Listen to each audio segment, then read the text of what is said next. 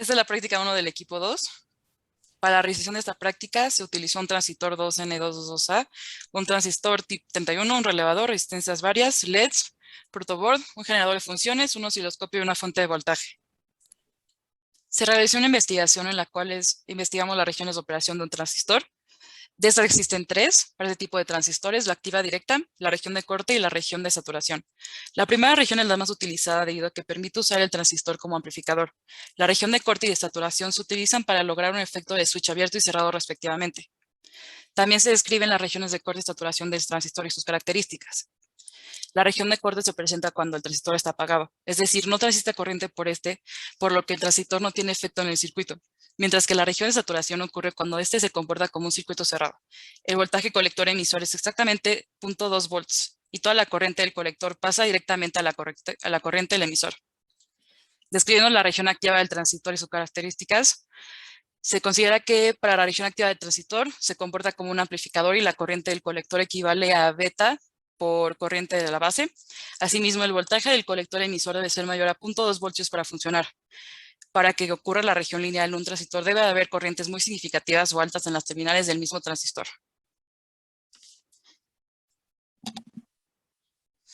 Experimento 1. Regiones de operación de un transistor. Este es el circuito que se formó para realizar una colección de data referente a la corriente que pasa en la base, la corriente del colector, y se cambian los valores con diferentes valores de potenciómetros o en este caso de resistencias.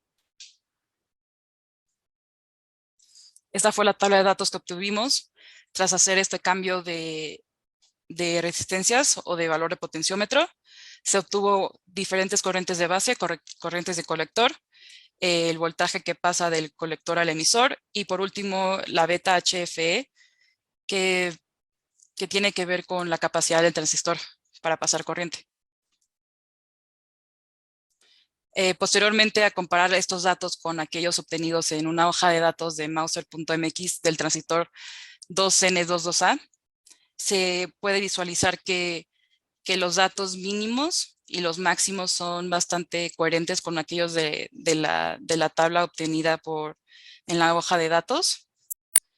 Y de igual manera, se puede notar que los datos experimentales son muy acercados a aquellos que se explican o se exponen por el manufacturador. Y por esta razón se concluye que el experimento fue realizado correctamente y que nuestros datos obtenidos son de valor y utilizables para proseguir en la práctica. Para continuar analizando el experimento, se contestan estas preguntas. Primero, con el valor de potenciómetro de 470 kiloohms, se calienta el transistor con un cautín. Al calentar el transistor, se nota que la corriente del colector subía conforme este iba tomando temperatura y de la misma manera beta también aumentaba su valor. Esto tiene sentido, pues en la fórmula de la corriente del colector, este es directamente proporcional con el valor de beta. Posteriormente, se interpreta qué sucede con la corriente del colector y el voltaje colector emisor si se varía la corriente de la base y cómo se comporta beta y el LED. Al incrementar el valor del potenciómetro, el valor de la base disminuye. Esto hace que, por siguiente, el valor del colector igualmente disminuya. Esto resulta en un aumento del valor de HFE, que es beta, y finalmente tiene un impacto en el LED y determina qué tanto brilla el LED. Esto significa que entre más alto es el valor del HFE, el LED brilla menos o es más incandescente. Posteriormente, se compararon los resultados con diferentes regiones de operación del transistor. Analizando el comportamiento de la intensidad lumínica del LED y las corrientes obtenidas en la tabla del experimento, pudimos observar que el transistor siempre estuvo operando en la región activa. Al mismo tiempo, se puede deducir que cuando la resistencia de la base iba disminuyendo, la intensidad del LED iba aumentando, indicándonos que el transistor se iba acercando a la región de saturación. Por otra parte, al momento de aumentar esta resistencia de la luminosidad del LED, disminuye, indicándonos que nos estábamos acercando a la región del corte del transistor. Bueno, posteriormente hicimos el experimento 2. Era similar al experimento número 1, solamente que utilizábamos un relevador para la parte del inductor y teníamos un LED base y un LED colector, así como un generador de funciones y un generador de voltaje arriba. Una vez que armamos el circuito y que verificamos que funcionaba de manera correcta, lo graficamos utilizando un osciloscopio. En este pudimos ver que el voltaje máximo que daba era de 75,4 volts, el periodo era de 80 milisegundos y el voltaje pico a pico era igualmente de 75,4 volts, ya que no había voltaje negativo.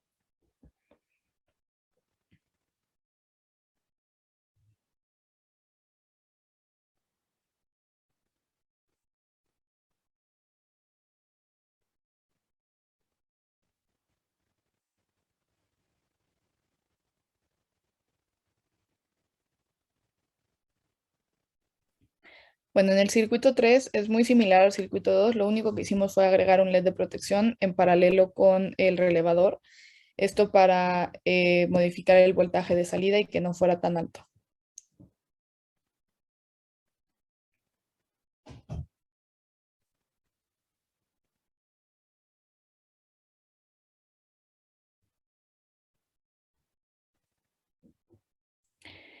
Aquí podemos ver la gráfica del osciloscopio del inductor ya con el LED de protección.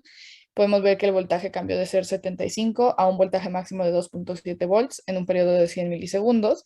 El voltaje pico a pico vuelve a ser 2,7 volts ya que no tenemos voltajes negativos y la frecuencia en este momento era de 10 Hz. Aquí lo que podemos entender es que el relevador funciona para apagar y prender y eso permite o no que pase la corriente y por eso el LED se prende y se apaga constantemente. Al analizar lo sucedido antes y después de poner el diodo del paralelo, podemos entender que antes de ponerlo en paralelo, podíamos ver que en el osciloscopio el voltaje máximo dado por el circuito era mucho mayor al suministrado. Esto podría ocasionar que el transistor se quemara.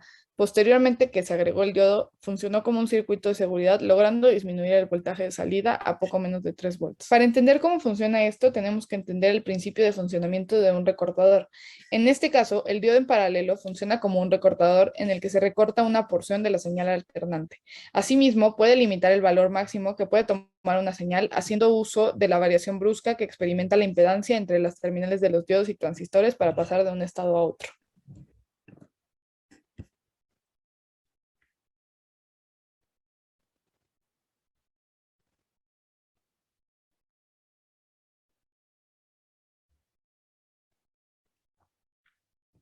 Bueno, como podemos ver en el video anterior, el aumento de la frecuencia implica que la intermitencia de los LEDs cada vez sea mayor hasta que llega el punto en el que nosotros no podemos ver la intermitencia y se ve completamente encendido todo el tiempo.